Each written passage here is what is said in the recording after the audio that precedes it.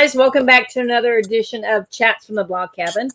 I am joined by Azanique. She is super cool, super fun. I think I met you on a wine tour. Am I correct? Is that the first time we met?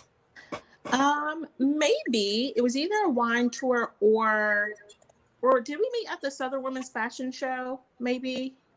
I don't remember. I don't remember either. It's been a while, but I don't remember what exact event it was that we met at.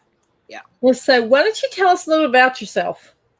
Sure. So I am Azanique Rawl. I'm the blogger and creative behind Lots of Sass blog. I've been running that blog for almost 4 years in November, which is really insane and just kind of crazy to think about. But been running that blog for almost 4 years. My blog is not anymore my full-time job. I actually work now full-time in digital in an HR company, and still have my blog on the side. So it's fun. It's a fun life. It's a crazy life outside of blogging and work. I'm currently a grad student, so that just adds on to it. And have recently started, so many fun things like a book club and just all different types of things. So lots happening in my world all the time. Yeah, I'm like, how did you find the time to start a book club? Because that's one of the reasons why I wanted you on. Yeah, I don't know. I don't know. That's a good question. Yeah, I'm not sure how. So let's talk about your book club, Lots of Books Club. Let's talk about that. Sure. So I started this book club, I want to say in July, just kind of on a whim. A few of my girlfriends and I, fellow Black bloggers, we did an IGTV series for a couple weeks in the end of June and the kind of beginning of July, and all just talking about different topics that were really important to us. So I had released an IGTV all about why we just need to be addressing our uncomfortableness, our biases, everything that we were watching in the news in the summer, why we needed to address that and be hit with that as hard as we should. And so following that, I did a video all about why you should be reading books from Black authors that aren't only about anti-racism or racism in general. So I was finding that, as we're all going through and we're watching the news and we're seeing innocent Black men being killed on television, everyone's like, oh, I need to read this anti-racist book. I need to read this anti-racist book. And there's nothing wrong with that. That's great. But I feel like it only gives this one narrative of what the Black experience is like or what Black authors are like. And it's just not true. I won't say it's not true. I'll say it's not the full experience because all of those books are true in their real life events. It's not the full experience though. So I just kind of started out of there and it was like, hey, if you guys want to start a book club, then let me know. And so many people were like, yeah, let's start one. So within like the first 2 weeks, there was a little bit over 200 or almost 200 people in the book club Facebook group. And so now we are about to be on our 4th book and just doing it for 6 months. And we only read books by Black authors. So it has been so fun, so exciting, tiring, but a really good time.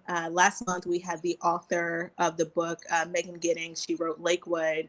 She was actually on one of the nights of book club with us, which was just such a treat. So it's been fun to build this little community of people, especially right now where we feel so disconnected. It's been really fun. And it's nice to read and have people kind of hold you accountable. And with the book club, you kind of have to read to be part of the conversation. So I know. I always sign up, have good intentions of showing up, but I do read the books. But it's just like it something happens and I can't make it because I really wanted to go to the last one because Lakewood just blew my mind. My gosh. Isn't it crazy? It was like an insane book. Insane. It just like blew my mind. I was like, oh my gosh, I cannot believe it. So let's talk about how do you pick a book? That's a good question. So I kind of, with starting the book club, I wanted to, of course, only read Black authors, but I wanted to go across genres. So I didn't want to only read fiction, only read nonfiction, only read this. I wanted to kind of spread the deck a little bit. So in case you're not a fiction person, in case you're not a romance person, that you would still find a book out of these 6 months that you really, really enjoyed. So the first book was kind of an easy pick because It was a book I got an early release of, The Vanishing Half, and it was already like within a day a New York Times bestseller. And so I think it came out like right before I announced book club. And since I already had the book, I knew how much people loved it. It was sold out everywhere. You couldn't get it. I'm like, this is a good book to start us off. This, is a good book to, yes, of course, talk about race, but not just be an anti-racist book, to talk about, different generations and what it really means to pass. One of the biggest kind of concepts in the book is the concept of passing. So the two girls, the twins, they were biracial, or they had very, very fair skin. And so one of them was able to pass as a white woman in her adult years, and one of them wasn't. And so it felt like a really good book to, yes, talk about race, but talk about what that privilege also means, right? Like people wouldn't have to pass if they didn't know that there was a privilege associated with looking a certain race or being a certain way. So it was just a really awesome book to get us started off. And, we were talking and chatting, and then we all found out the book was going to become a series. So we started so high.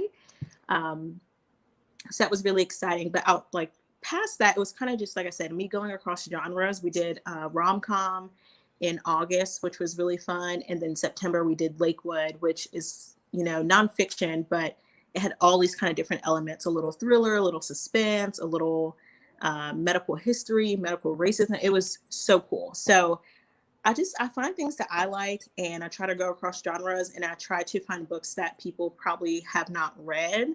The Vanishing Half, most people were going to read that, but the other books I've picked so far, most people would not have found those books on their own. So I like that. And that's exciting that I get to expose readers to new authors and to books that they probably wouldn't have tried before.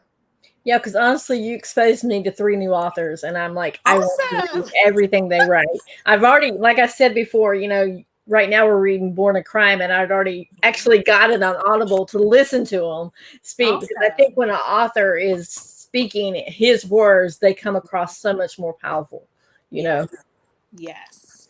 And that book is a couple years old. I want to say it came out in maybe 2015, 2014, but it was like Audible's, it was a top Audible book that year, and crazy. And so many people know Trevor Noah, so it was like, this is a good autobiography to dig into, where people can see the real life person and what they're doing today. So I'm excited for that discussion later in October. Any chance that the author might come on that one? Only in my dreams. In my dreams, that's happening. In real life, I'm going to say probably not. But a girl can dream, right? A girl can really dream. Have you reached out though? I have not, and that's okay. That's okay. Last month was such a treat, and one of the reasons why I enjoyed Megan coming, outside of her just being awesome, is that she is she's not as well known as kind of these bigger authors that are most of the other books were newer authors outside of Trevor Noah. So it was kind of cool for people to meet her on a personal level and kind of get to know her as a person. So I like that. I think it would be cool to start having authors who it's their first book or second book, or maybe they're really low key, so you get to know them on a personal level. They already don't have a platform. So you said only 6 months. Do you see extending it because of the encouragement and the commitment that people are just loving it? I would love to. I think it would be really awesome to extend it. Yeah, at this point, I'm kind of figuring out, right? Because time is moving so quickly. Like, we're about to be on our 4th book. So I'm like, whew, we only have 2 more books left for the year, right? Have to make them good. So I am thinking about extending it, but I just don't know. I don't know really what it will look like now. I don't know if we'll continue monthly, if we'll go to some type of quarterly or every other month. Right now, I'm just looking at my options. And of course, I'm going to poll the book club and kind of see where they're at. Just realizing monthly is hard for a lot of people. It doesn't seem like a commitment, but it definitely is a commitment for people. And, we're seeing it right now. We don't know what the next week is going to look like, let alone the next year. So that's true. But if you get books like you've been getting that are page turners, people are reading. I know I read like Lakewood. I got it, and as soon as I started in it, I just could not put it down. It was I know. that good. See, and then you feel pressure because you're like, what if the next book is not as good as the last one, right? They're all amazing, but because they go across genres and authors and styles, it's like people really loved X, but what if they don't love Z? Like, so I kind of start to second guess, unfortunately. Well, I would say my least favorite was Take a Hint, Danny Brown, because Really? yeah, that was I guess it's because I was more into the historical and I Mm-hmm. like that kind of mystery type of Yeah. thing. And The Vanishing Half, I just absolutely loved to begin with. I mean, I just absolutely, that was that book. I was just like, I could not believe it had a little bit of everything in that book. Everything. It was so good. So good. Like, what else so when you're picking a book, what do you think about when you pick them? The kind of the first thing I like to think about is accessibility, right? Recognizing that books are expensive, and as much as we love reading and enjoy books, I know that buying a new book is sometimes a luxury, or it is a luxury. Books are pricey. Sometimes it's hard to find books. So I just think about accessibility. How easy is it for someone to get this book? If it's an older book, maybe it's one you can borrow or get at the thrift store. So that's kind of the biggest thing. I don't ever want our book pick to hinder someone from being able to attend. The second thing I think about is the author. And like I said earlier, do people know this author? Would you walk into a store and pick up this author automatically? And if the answer is no, I usually kind of shift more that way because I want people to be exposed to new Black authors, right? We kind of have the same 5 or 6 that have been talked about for years that are great and wonderful and deserve every single bit of praise and recognition that they get. At the same time, there are so many other authors who don't get that recognition, who don't get that same kind of bright light put on them in their great work. So that's kind of the second thing I think about. And the third is just how easy is it to have conversation about that book, or not easy? How much conversation do I think we could pull out of that book? Yeah. If it's a book that's super fluffy and there's not a lot there and there's not a lot of characters, not a lot of concepts, it can be hard to have a 1 hour conversation about that book. So I want things to have enough depth where we can have a good conversation, and we can push people to understand and learn more, but would of course never want to um, offend anyone or make someone feel like they can't read a book or they can't finish it. I think as a book club person or a book club owner, starter, or whatever, that your book should kind of challenge people, especially when you have the goal in mind that I have for this book club. There should be aspects that they maybe haven't been exposed to before, or challenge some of their biases and ideas. That's kind of the point. So those 3 things. So you also do something really cool when you put the book out. You say buy it from these certain places. So tell us a little about that. Yeah. So, especially right now, right, we're in a very fragile economic state, depending on where you're at and how you're looking at it. And, our small businesses are suffering, right? Most people would agree with that. I don't have a huge stance on that either way, but we know that, when businesses are closed, they can't make money. And so if we are looking at supporting Black authors, my first thought is, why don't we try to support Black bookstores, Black-owned bookstores? So that's always the first place I tell people about. I try to supply a list.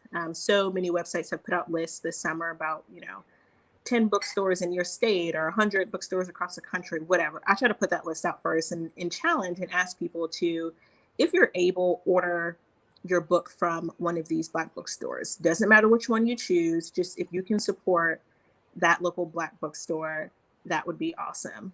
So I like to give that option. I like to also give the option of Bookshop, which is an online bookstore, and they contribute, I want to say a majority of their profit back to indie and small bookstores. So you can pay the same price and get it from their website, and 20% goes back immediately to whatever bookstore you choose.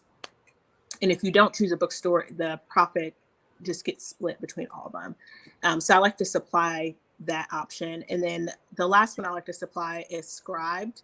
That's it's an app or a website where you can get unlimited ebooks and audiobooks, I think for $10 a month. And most of the books that we've read, I want to say Lakewood was on there, and Take a Hint, Danny Brown was on there. And I like having that option for people who like audiobooks and ebooks, but also who want to do something a little bit more affordable. Because like I said, buying a new book when it's brand new, that can be $30 sometimes, $27 sometimes. And I know that can quickly add up for people. So I like to give people options. And then last resort, I'll say order from, Amazon, or only this book I've really pushed people to Amazon because Audible and being able to listen to his voice, because it's so powerful. But I try to get people to shop, places where the money is going to go directly to benefit others. So when you're thinking about a book, have you already read it before you even think about it for the book club, or is it a new experience for you as well? Both. So I had already read Lakewood, and I had already read Take a Hint. No, the only book I had already read was was Lakewood. Sorry.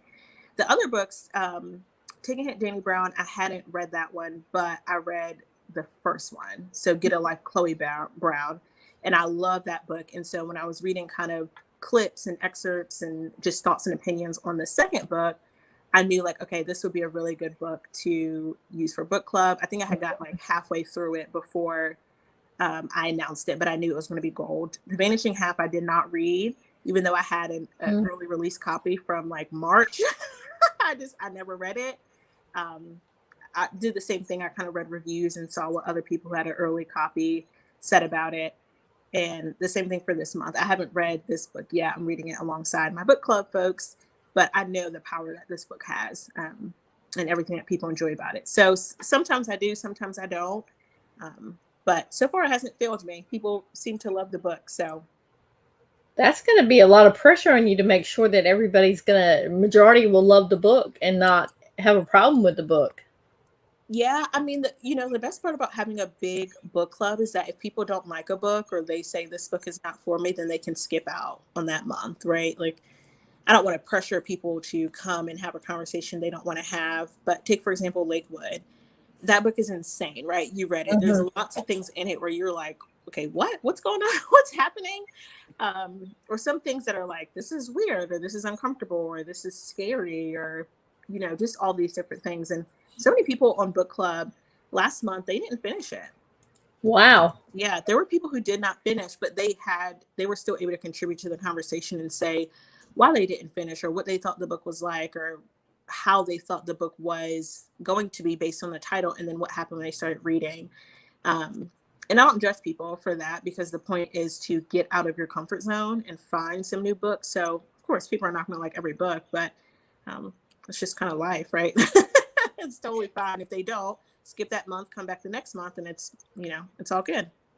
Yeah, because I mean, Lakewood, that twist at the end just blew my mind. I was not even thinking about that. Yeah. Wait, which twist? Because there were a few. Which twist? The mom. Oh yeah. That was insane. I listened to that book because it was unscribed, and I had to replay like that chapter and the chapter before like twice, because I was like, is this making the connection that I think it's making? I just want to be sure. I don't want to assume. Yeah, it was insane. It was insane at the end. But some people were like, they couldn't get through some of the other places. And even coming to the book club conversation, they're like, okay, I want to read more. I want to see what happens now. So it was crazy, but it was such a good book. I want to know when you were talking to the author and the book club. Mm-hmm. I hate I missed that one, because I mean that book just blew my mind. It's okay. Did she say that she was going to write another book to like the backstory? Because I think that would be awesome. So someone asked her that question. Someone kind of brought it up that Tuesday night when we had our normal book club, and then Thursday when we had her on. Someone did say, it would be cool to kind of see the book from the mom's perspective and telling the whole story, and see, if and when she realizes what's happening. And she didn't really give a comment on that. She did say she's working on a book, but it's not a sequel. It's not a next book in the series. It's a completely different idea. So we would love to read more, or to read from other people's views or perspectives, but we just have to keep guessing, which is sometimes fun because we can just kind of assume what we think would happen and keep conversation going. So And it's see how cool. and see how far back it goes generation wise. I know, because that was 3 generations when you got to the end and they were exposing everything, and that was just what we knew. So if you think about, if there was a second book and they found diaries, or they found, anything, it could go back further than that. Mhm. And at the end, the people from the study just disappear. So do they go to another town? Do they, just stop the study altogether? How long has the study been going on? I mean, you just don't know. And it could be generation after generation after generation, and you would have no idea. Yeah, and then plus two, you future generations as well. Yep. How that's going to play out. I mean, it just blew my mind. But then I started thinking, it's awful that our country has done that to people that they consider lower than everybody else. Yep. Yep. And I just can't see it happening, but I know it happens. I'm not naive and saying it doesn't happen, but to me, I just can't imagine anybody else hurting someone like that. I just can't. Yeah, it's inhumane, but when we had a lot of conversation about other studies that have happened, studies that have been documented, and then studies that we just, think about. There were so many examples that you can find online. We talked a lot about the Tuskegee syphilis experiment and how that was supposed to be, I want to say 3 to 6 months, and lasted 40 years. And even throughout the experiment, a few years in, we had penicillin, which was supposed to, at that time, was known to be a cure for syphilis. And the researchers knew, and they didn't give anyone in the study the cure. They just kept going and going and going. These folks never got health care. They never got all these things they were promised, and their whole lives were compromised. And some of them died from their condition because they didn't tell them, they didn't give them any type of support. So, that study ended not yesterday, but not that long ago. Okay. So it is alive. There's, if you just look, you will find so many documented occurrences of that happening. It's unfortunate. It really, really is. Even going back to, I'm just going to bring this out there, but even our own country did it in Vietnam with Agent Orange. I mean, they did it to all our soldiers, supposedly to help them, but ended up hurting them. I mean, and that was people of all colors and all races and all nationalities.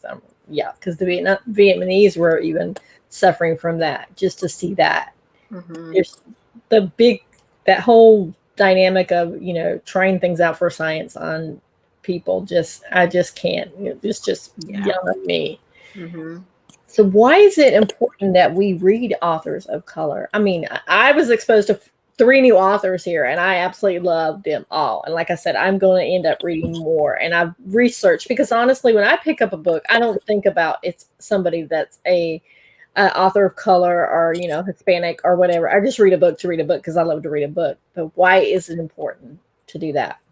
Yeah. So for a big reason, as I said earlier, we tend to think that experiences in life look one way because it's all we've been exposed to. And so take a big example of romance. When you look at most popular romance novels and the most popular romance television and movies, all these characters look the same, right? It's the same story. This man meets a woman, they fall in love. The woman has to give up everything that she loves and wants to do to have this mediocre, not exciting, subservient life, to have this love of her life, which there's nothing wrong with that if that's what you want to do. But then we start having this one picture of what romance looks like. And so we start to think all women want that. We start to think all love is going to look like that. And when all of the people involved are only white, we start thinking that is how romance is supposed to look. There's no culture tied in. There's no experiences of people who don't live this privileged life of what their love story may look like. And so we get into this view and we start to think that, oh, the Black experience looks this way, or the Latino experience looks this way, but the white experience can be this vast, deep, wide vessel, but everything else has to be in this small thing. And we stereotype, and we think that, people can only be the way that we've seen them online, not realizing that we're not exposed on purpose, right? Mm-hmm. Authors of color, Black authors, Latino authors are not giving the same privileges, and they're not giving the same platforms that white authors are. So of course they're not going to have the same exposure. So it's just this concept that we only most of the time can imagine what we've seen, and if we don't ever expose ourselves to anything new, then we can't imagine it, right? If you live in a family where you've always been below the poverty line, you've always struggled, you've never had more than what you absolutely need, then you start to have a limited view as to what life is like. The same thing when people are filthy rich and have everything handed to them. They have this limited view of the world, and they think, okay, everyone else's life must be like this, or everyone else must have these same things that I have. And we just rob ourselves. We rob ourselves of knowing people, of knowing experiences, of being well-rounded, of being cultured. And that the systems in place already put down, Black people, people of color, in so many different ways. Like, why not take it upon ourselves to expose ourselves and do our own kind of just learning and growing with people who don't look like us, or maybe who do, but we've never experienced what they've experienced. I know a lot of the books, especially some of the ones that you picked out, exposes to the culture, and I love that. My husband is Hispanic. My husband's from Mexico, a native of Mexico. So having that part of his culture, I've learned a little bit more. And then having conversations and books and stuff like that, my Black friends have shown me that I've learned more by listening. And that's what we all need to do, don't we? All need to sit down and have intelligent conversations and not scream back and forth at each other, but actually say, why do I need to learn this? And like you said earlier, we all need, everybody's experiences are different. Yeah. And that's, the unfortunate part sometimes with that narrative is that, people feel entitled to know everyone else's experience when they're ready to hear it. So of course, we have Black Lives Matter protests happening all summer. We're seeing, brands reach out and say, we stand with this person, we stand with this, all of these things. And then they feel like, okay, well, you're Black, you need to tell us your experience so we understand what you go through, so we can then critique it and figure out how much of it we want to believe and respect to make us like you, or to make you seem deemable to us. And so I feel like that sometimes becomes really hard, because it's hard to know people if you don't know them. You have to understand their experiences. Sometimes you have to get to know them.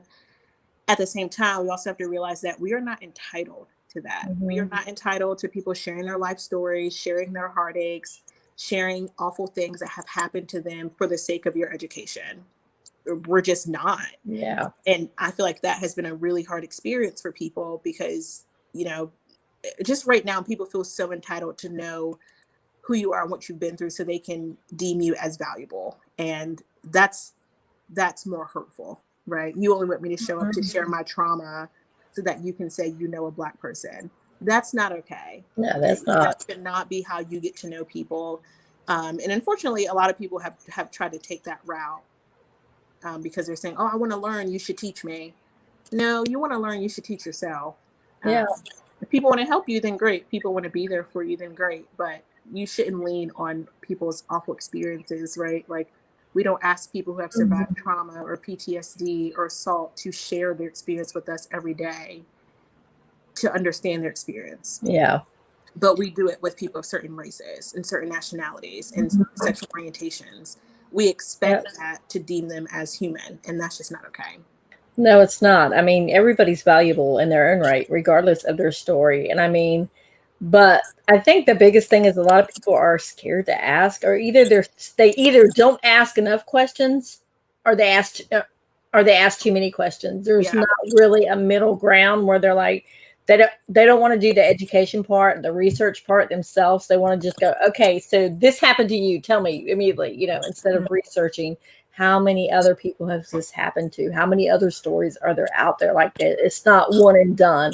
It's a continuing conversation with people, and they've got to realize that, hey, if you're not okay to talk about it, then it's okay for you not to talk about it. Yeah. But there's a lot of people out there now that are offended because you don't want to talk to me. Well, I guess I know what you are, that type of thing. And it's just, I can't even imagine. I mean, I get it part way with my husband being Hispanic and from Mexico, you know, biracial mixed couple and mixed children. Like my daughters are Mexican American, so they're always like, you know, they're not white enough for their white friends and they're not Hispanic enough for their Hispanic friends. So, you know, that type of thing. So honestly, I just want to thank you for creating that book club. I know it came out because of what happened with George Floyd, kind of a little bit, and then, but it's grown. And I mean, I think you're opening up a lot of people's eyes to not only teaching us through these books, but also what great authors there are that I honestly would never heard of but one. But I'm so glad I've read those books because these books, I'm telling you, Lakewood. I mean, The Vanishing Half, I love that one, but Lakewood just blew my mind. Your mind, right? Crazy. And all of these stories have technically been different genres. Every single book. You know, The Vanishing Half is more historical fiction with a little bit of contemporary, where Lakewood is contemporary fiction, but it's kind of suspense, it's kind of thriller, it's kind of mystery, it's kind of medical, it's all these different things that it was so different from The Vanishing Half, so completely different. But they're both fiction books by definition. So it's been cool to kind of expose people to these different stories and just get their wheels turning, right? It's been fun. Yeah, because honestly, with The Vanishing Half, you know, that really opened my eyes too, because, you know, like you said, people that pass as white because of how light their skin are. I mean, it's even with the Hispanic culture like that. There's some people that can pass as white because of how light their skin color is. So honestly, I was like, to be separated in twins, and oh, that blew my mind too. And that constantly having to hide who you are. Yep. I can't even imagine. Yeah. And that was recent. I mean, the book took us from the 1950s to the 1990s, but you know, it wasn't yesterday, but it wasn't that long ago. So yeah, that was still happening, right? That's just one person's story, one person's book. Imagine how many people in real life have experienced that in that time. Yeah. Yeah. So do you have a list on your website of books that you recommend by Black authors, or no? That's a good question. I used to. I don't right now. I kind of have that section under construction, but on my bookshop, which is on my blog under the book club page, it does say like what I read, and I have the whole list of like Black authors that I want to read, and books and fiction and thrillers and what I've been reading throughout quarantine. So for right now, all of the books are kind of held there until I figure out a way to make it look presentable on my website. But I like having it on bookshop because people can just go and click and buy and kind of look at other authors. And like I said, they split their profits out for indie bookstores. So it's for a good cause too. So besides the 4 titles that you did with the book club, which is Lakewood, Take a Hint, Danny Brown, The Vanishing Half, and Born a Crime, what other ones would you recommend? Oh my gosh, there's so many books. Or what authors would you recommend? Oh my gosh, that's such a loaded question. That's a good question. I can't think of any off the top of my head at this second, but what I would do is all of, you know, people's favorite Black authors. What I would do is go to their websites, go to their social media, and look at what books they're reading. Wow, because authors like to support fellow authors. And so if you go to, you know, Jasmine Guillory, who's a huge author who's written, I'm going to say 5-6 books. She's in the romance section. If you go to her website or go to her social media, you'll see all the other authors that she talks about, that she praises, that she encourages people to read. So I would find the Black authors that you enjoy, or authors that you enjoy in general, and go read their suggestions. Go see what type of, you know, support they're giving to Black authors and read those books. Because if you like their books, you're probably going to like who they recommend, or it's going to help you in some way step out of your comfort zone. So I have like a million in my mind that just wouldn't even be possible to share. But, you know, as I said, if you have a favorite Black author or a couple, go look at what they're reading in their suggestions and start there to kind of expand what you're thinking. So, I do have a question. Sure. Austin Channing Brown. Are you ever going to do anything on hers with the book club? Can you repeat the author? Austin. Is it Austin Channing Brown or Austin Brown Channing? I can never get her. Oh, I know who you're talking about. That's a good question. I won't say no, because right now we only have 2 books left, right? So I'm kind of pedal to the metal about which books I'm going to pick. So I won't say no, because maybe, right? I will be honest, I don't have our next 2 books picked. I need to figure out at least our November book pretty quickly. But as of this very second in time, I don't have those books picked. And, next year is still a work in progress. So I will say no author is off the table right now. I've spread across kind of every genre. The first 4 have been different genres. That's not every genre, but I've kind of done a little bit of a widespread, and I'm just going to keep spreading as far as possible. So, if people start, reaching out to me about their favorite Black authors or books that they've read, I always take suggestions from people. And this month, our book club members even voted on which book they wanted out of 2. So I want the book club readers to enjoy what they're reading, and for them to feel like they have a say if they want one. Because honestly, that book kind of opened my eyes a little bit too, because her name's Austin. And I'm like, okay, why did her mom name her a boy's name? But then it goes in and says why. And I'm like, I would have never thought of that. I guess it's because I honestly say my white privilege. I would have never thought that the name you name your child would get you into get a job application, because that's not something I normally every day would think about. But it's something I need to start thinking about. Yeah, for sure. I mean, my name's Azanique. So I know when people look at, my resume, they may already have ideas of what I am or what I'm not, or what I look like, or what I have, or what life experiences that I've had. And I would definitely say it's different for people who maybe have names like Alicia or Ashley, or, these names that are very common that could be across any race. You feel different sometimes when people talk to you, or when people, say things to you, or they assume that you're uneducated because you have a certain type of name that they deem not respectable. And they assume, oh, your name is this. Oh, okay. You're not worthy. You're not worth anything. So it's true. It's so unfortunate, but it is true across the board. I remember when we were on our wine tour with Ashley from I Am Fabulous. And we were talking about thrifting, and I saw a thrift store, and I didn't even look in the window, and you looked in the window. Do you remember what you saw? No, what did I say? Oh my God. It was a Confederate flag, and you looked at Ashley and you're like, you might not want to go in there. And I'm like, I am so sorry. I did not see that. But I guess that's because, it's just like, you're not attuned. There's certain things that we need to learn and be more attuned to other people's culture. Yeah, for sure. I mean, that's obviously a flag, like a red flag, a big flag, right? Yeah, there's so many things when you're from certain cultures that you just know, okay, that's a no-go, right? Like for people I know who are white, or white friends or white colleagues, that list of places they won't go or things they won't do is slim to none for most of them.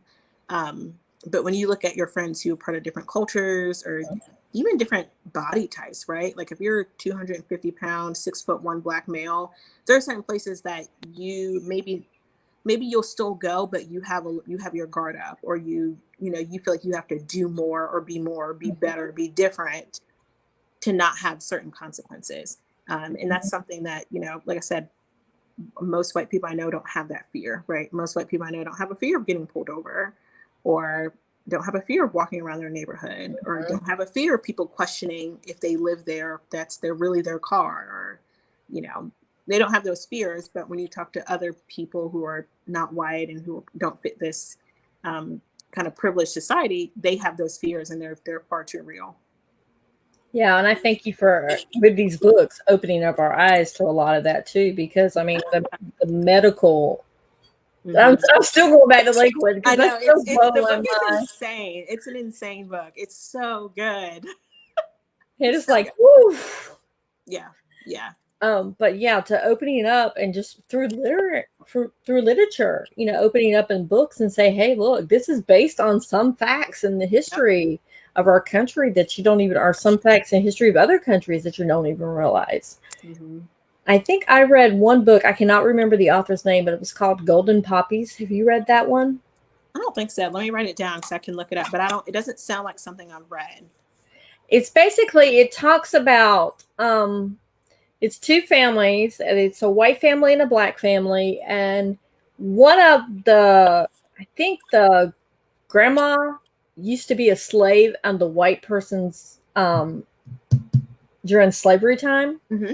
Their plantation, but they end up getting very close and very tight, and they consider each other family after the plantation is gone. But it talks about the generation and how one is dying and the other one goes to visit. And I mean, it's just, and it reminded me a little bit of The Vanishing Half, because they were talking about how some of them could pass as white people, and that they could get in really bad trouble because one of the guys that was passing for a white person was going to marry a black girl, and that it was going to be a no-no. And this was back when the Pullman cars were going on and everything like that. So it opened up my eyes a lot to the history as well. So, but that's one I would totally recommend you reading.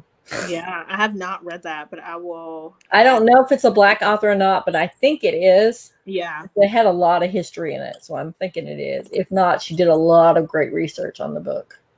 Yeah, I'll have to look into that. I did read The Ghost Our Family by Macy Card, and that book I think is pretty new. I will say, I think it's a great book. I will say it has a lot of characters and a lot of people to follow, but it kind of starts out with this grandfather, and he's, in his old age.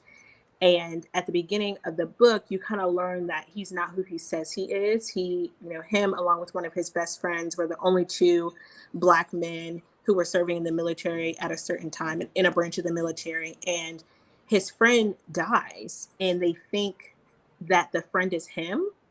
And so they alert his family and all these people, and they have them switch. So what he does is he takes his friend's identity, and it kind of shows you a little bit of a flashback of his life. He's now, living in the U.S., and he wants to meet his granddaughter and his daughter, and she actually becomes his nursing aide as he's in his old health, and he has this idea of telling her who he is.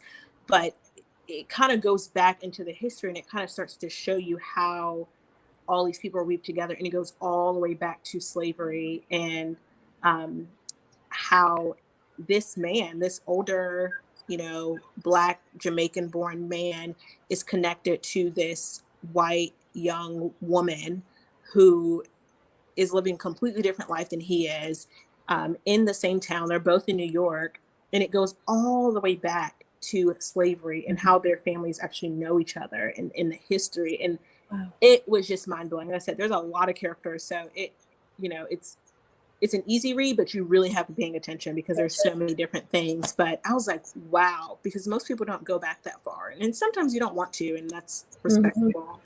But it just kind of goes to show like how things were connected, and it was insane. You're like, there's no way these people could have any type of connection, but they do. They do. It was crazy book. But that's a new book by Macy Card. I want to say this is her first book. I want to say it is, but I could be mistaken. But it was good. I read it a few months ago now. That sounds like a book club book. Yeah, so a few people in book club have read it. We talked about it one day. I think the only reason I would go against it is because it is so many characters, and it's a lot to digest. Like, it goes between generations, between people, between races. I mean, it's going back to, like 100 years. I mean, it's going back for a long time. So not that I would be against it. It's just, it's a little hard to digest maybe and have conversation about, because there's so much on there, and because it goes back to plantations, there is a large amount of violence in some places, and some things that I don't know. So yeah, maybe, but some things that you may not want to talk about, but some things that people need to talk about and not sweep under the rug too. Yeah. That's true. And not say, oh, it didn't happen. It happened. For sure. Yeah, it happened. And it's just a few generations away. for some people it's only two or maybe even one, depending on how old they are and how old their parents are. So yeah, I was following one of my favorite Instagrammers, and her mom is black. No, her dad is black and her mom is white. And she's talking about she can't even trace back her dad's family to only about a certain time because of slavery. And I was like, man, I just can't even imagine. Mm-hmm. Mm-hmm. Yeah. Not uncommon at all. Yeah. So what is up next for you besides the book club? Hopefully nothing. Hopefully nothing is up next. I feel so fortunate that I have all these things I have, right? I have a full-time job. I have this great kind of content creation, digital blogging platform that I've had now for a couple years. I have this book club, which has just kind of been created out of my love for social justice, out of my love for reading, out of my desire to use my voice in my platform.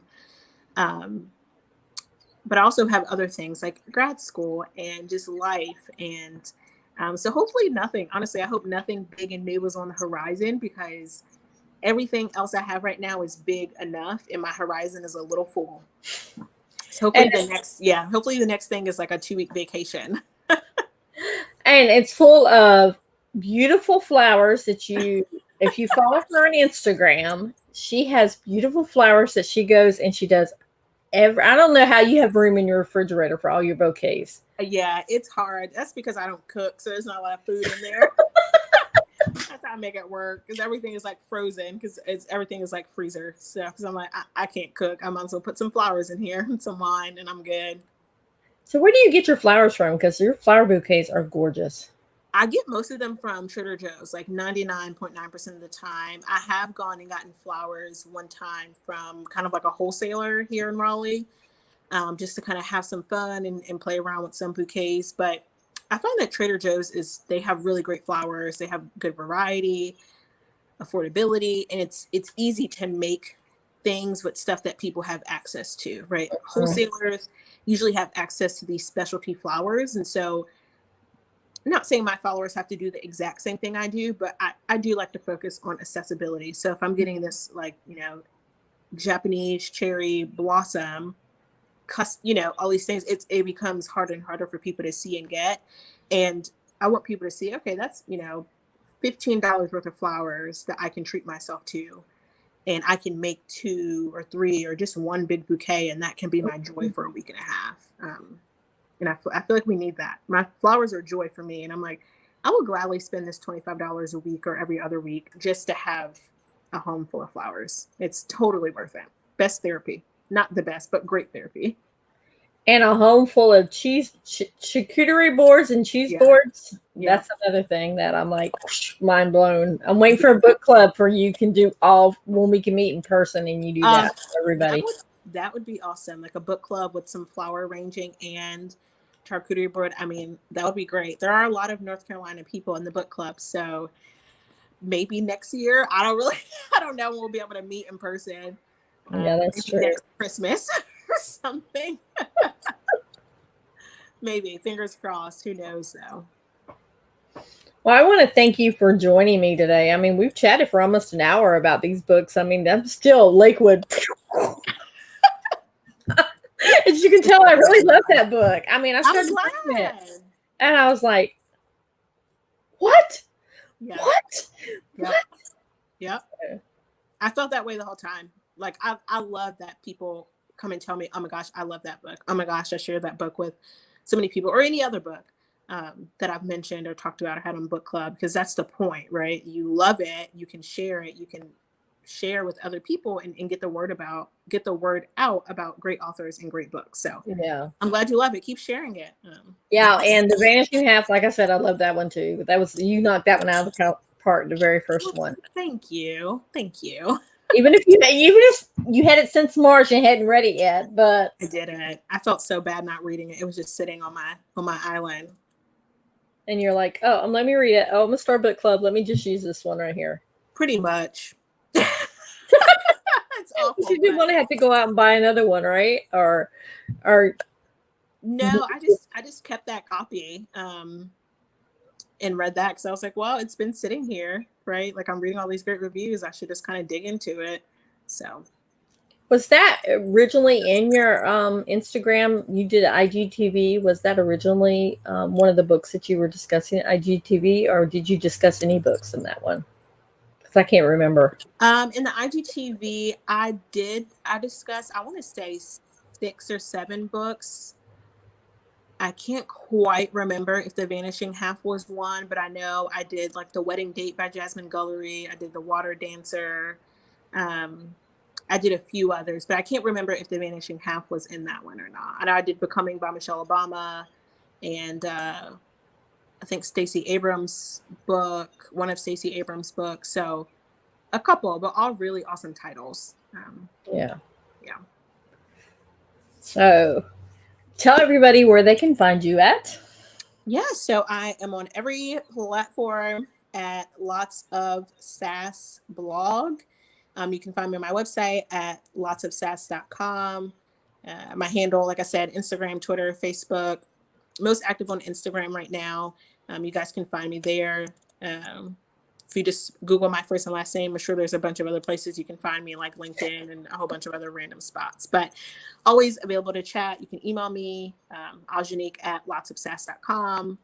So I'm always around and available. Love chatting with folks. So are the signups closed for the book club for this month? Nope, signups stay open. So you can, even if you decide that day that you want to start reading and sign up, it's always open for folks. Okay, and we're reading Born a Crime, right? Yep, Born a Crime by Trevor Noah. Yep.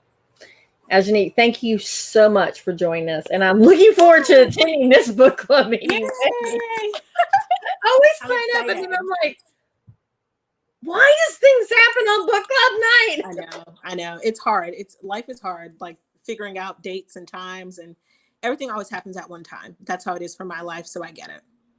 Yeah.